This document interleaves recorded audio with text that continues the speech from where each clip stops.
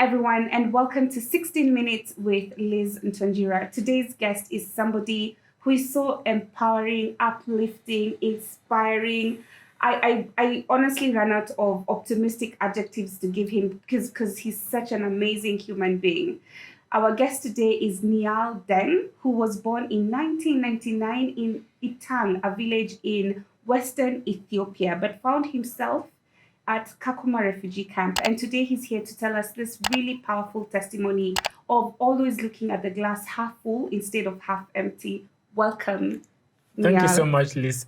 Truly honor to be here. I always get so excited seeing you. This kid, I always call him kid because he's only 22 and he's done so much. Yeah, sometimes I feel like, my experience makes me a bit older. And my height also, so I can lie to people I'm 30 and we're good to go. Yeah, you're like 6'6" or 6'8". 6'4", 6'3". Oh wow, that's pretty tall. Never thought about basketball?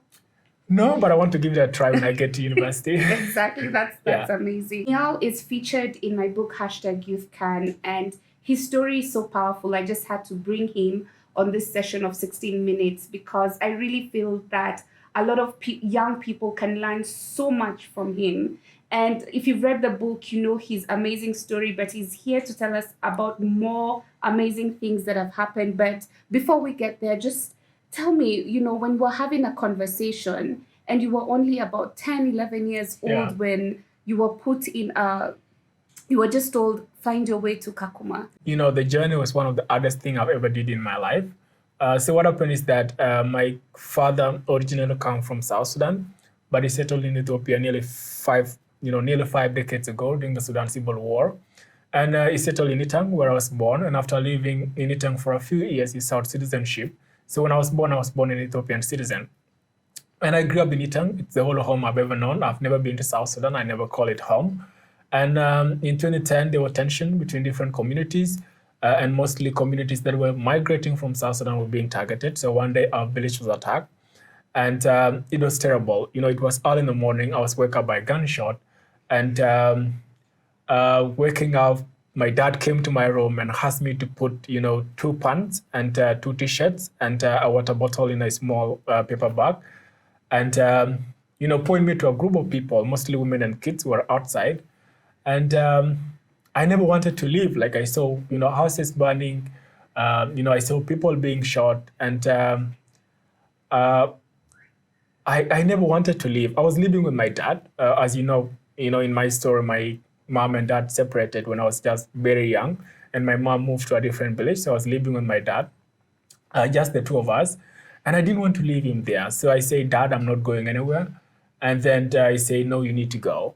I was crying. And then, my dad used to have a small radio and he would listen to BBC every single morning. And then one day I said to him, Dad, I would love, for you to listen to me on the radio. And he told me I can't do it. So when I went to school in Itang, the most important thing I wanted to do is to learn good English and become a journalist and be on BBC. My dad could listen to me. So that came to his mind and he told me, hey, you need to go. Where you will go, you'll find a good school and you will learn English and become a journalist and find me through the radio. And then I say, okay. I can't do this. So that was the bait for me leaving the place. And then, I joined the group. We had no document. We had no passport. We had no visas. So we did not use official routes. That's why it took us long time, 2-3 weeks to get to Kakuma.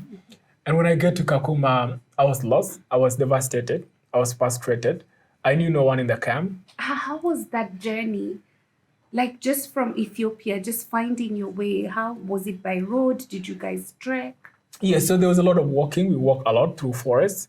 And then we would stop at villages where the people were very generous. We stopped at villages, I think, 4 times.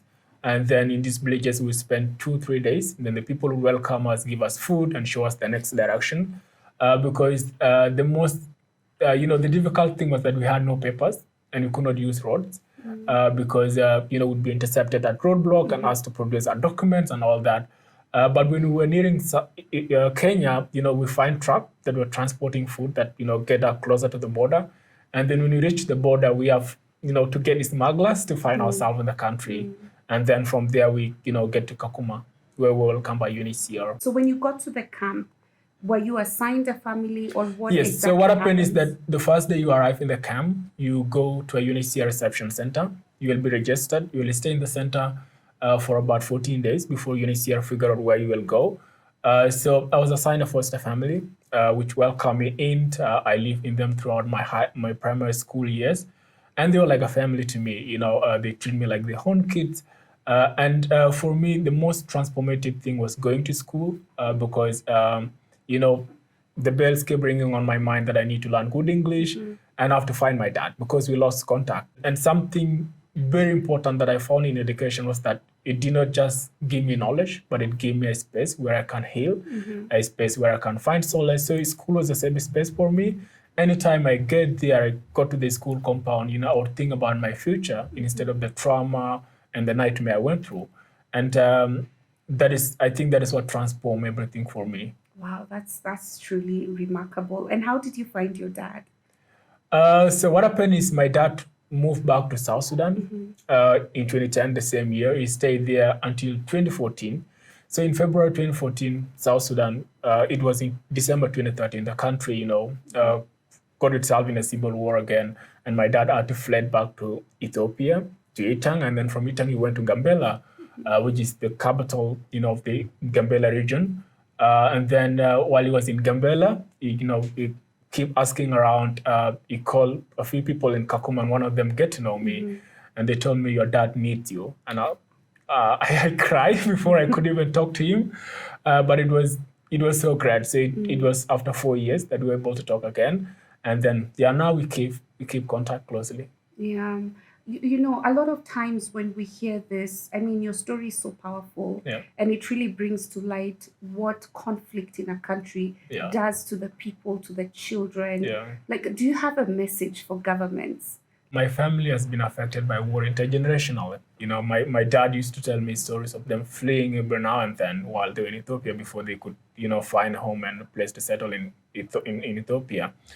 And I think people underestimate, the impact of war on communities. When I look at my own history, having to flee from country to country to find a place where I could, settle and go to school, find education, have a good life. I think it's something that is so precious. And people just need a place, that they can call home, where they can live. And I think there's more that government can do to make sure, no matter which sort of disagreement, I think it's hard for people to have the same views. It's hard for people to have the same ideologies. But I think, anytime disagreement occurs, the government should make sure they are solved, in a mature manner that prevent violence and war. You always stay positive no matter what. In fact, sometimes when I'm faced with a challenge and Yeah. I've read your story and I've interacted with you, Yeah. I ask myself, what would Nhial do? Like, where do you get this positivity? You're always such a happy person. Challenges make us more strong. If I look at the challenges I had when I get to Kakuma, honestly, in the first few weeks, I thought that was at the end of me. I never knew that I would rise again. I never knew that I would have my spirit back. In fact, it took me days before I could even think about the school because it was a completely different place. Kids speak different language. They speak Swahili. I didn't know Swahili.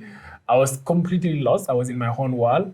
But, because of, I think the spark in me is what my dad told me, that I need to go there, learn good English and find him through the radio. So that made me think about the school. And when I went to school, it gave me a space, like a safe space where I could think about my future. And looking back, at my history, what I did is I inform myself, about the histories of others. So I read about histories of other refugees. I've lived in Kakuma or other camp, but who made it in life, and who became successful people. And I came to realize that it's not just a refugee camp, but in every angle of our life we have challenges. Yeah. And the most important thing should be, navigating and finding ourselves out of those challenges. I think one of the things that I really pick up from you is you love education. Yeah. You truly, truly love education. Tell us a bit more about that. Yeah. I think for refugee children and for children who come from marginalized communities, I think education is not just an equalizer, but it's like a second citizenship.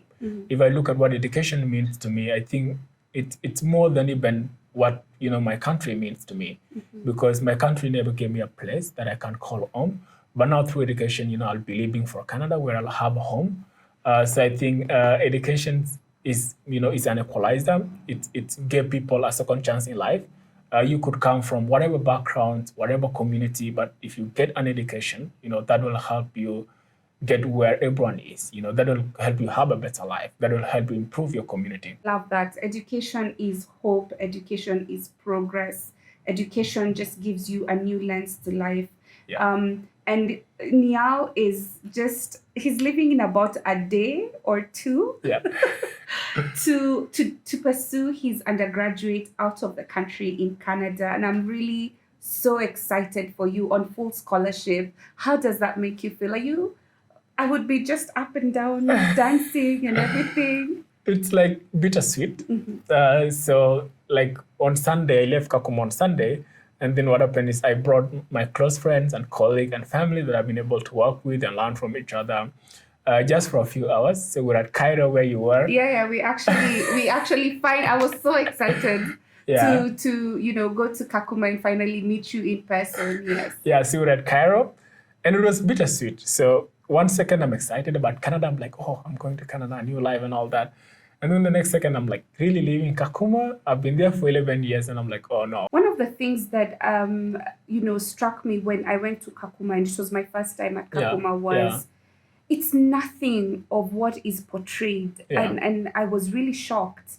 It's really good for you to paint a picture of how the refugee camp looks like. Yeah. Because what we are fed by the media is, we think it's a despondent, it's a chaotic, it's a horrible, truly traumatic place to be at. Yeah. Well, it's not. The narrative is actually different. Yeah, I think the image that are like available to the world about refugees are often images of suffering and devastation. But you have been to Kakuma and you saw it was a completely different world. Kakuma refugee camp, I believe, is a place of hope and inspiration. People came there with nothing and they leave Kakuma, with a lot. I'm always thankful, when you look at communities like, the community that hosts refugees there. Turkana County is among the poorest region in the whole country, but it has welcomed and hosts refugees, for more than 30 years. And I think this generosity is something that is really, really impressive and exceptional. And, Kakuma, people often think of refugees as people who are just there waiting for help from United Aid, but that is completely different. Kakuma, is a place where, there's school, people go to school, there are health facilities, people can go to a hospital. I got my first job of COVID-19 in the camp. It's a business hub. I got my blazer in the camp. Yes, so we need to talk about this blazer. It is so, so cool. Yeah, I got my blazer in the camp. There are banks, there are money transaction, M-Pesa. There are like more than 2,000 businesses owned by refugees and people from the host community. The camp has a consumption market of $56 million a year. Those are things that are not on the wall. Their technology hub, where one of them I work at to train young people. Their cultural events that bring together people. There's even a Kakuma United, a football club, which now plays in the Kenyan Premier League Division 2. So Kakuma is, to me, I believe, is a hub, of technology, of education, of innovation, where people, from all walk of life, from different part of Africa come, to find a place they can call home and to be able to rebuild their lives. What do you envision for yourself in about 5 to 10 years? If we had this conversation in like another 5 years, which we will. I see myself working closely with institutions that dominate the world of the displaced. And, I think there's more that need to be done, by governments, but also even by the UN agencies. I think there's more collaboration that need to happen. There are more refugee voices that should be at the front line, making policies about issues that affect them. So I see myself, engaging different, actors, be it government institutions, be it UN agencies, to make sure that, policies that are made about refugees, have refugees in them. Absolutely. Yeah. And I'm so proud of all the barriers you've broken to be where you are today. And I'm sure your future is brighter because already it's bright. Thank you, Liz. so much for being Thank you so much for hosting me today. You're very welcome. Before I let you go, I want to ask you, what foods will you miss when you go away? I'll miss nyama choma a lot. So I'll miss nyama choma a lot, and ugali. Like I can eat ugali from Monday to Monday. Like that's how much I love ugali. I love ugali too a lot. So that is one thing I'll miss a lot. And another thing I'll miss, Liz, is that in Kakuma, everyone go through different sort of challenges. Like you wake up with challenges and you go to bed on challenges. But when you go to the street, you have seen yourself, you see kids smiling, they run, they go to They're school. happy, yeah. You know, you saw youth doing things, you know, they do community work. They're like very happy, very excited. And that's something I'll miss. And that is why I'm making a commitment that I'm coming back to Africa every single summer. Oh, that's amazing. Yeah, I'll be in Kenya next year in the summer break, and we'll definitely catch up. Yeah. And maybe grab nyama choma somewhere Absolutely. and And ugali and Yeah. and all those other Yeah. greens. Yeah, Yes. yeah, all those other grain. Yeah, they're very good. So these are things that I'll miss. Okay. Yeah. Thank you so much, Nhial. I feel bittersweet ending this. I could talk to you forever. Yeah. But thank you so much for your time. We wish you a safe flight, a safe journey. When you get to Canada, say hello to everybody. Please stay in touch. Will do. And you know, grind hard because I know you grind hard. Yeah, I'll do harder. Okay, so thank you Thank so you, much. Liz, and thank you for bringing me here. Thank you. There you had it from Nhial Deng, the powerhouse himself, such an amazing, inspiring 22-year-old who, for him, the sky is never the limit.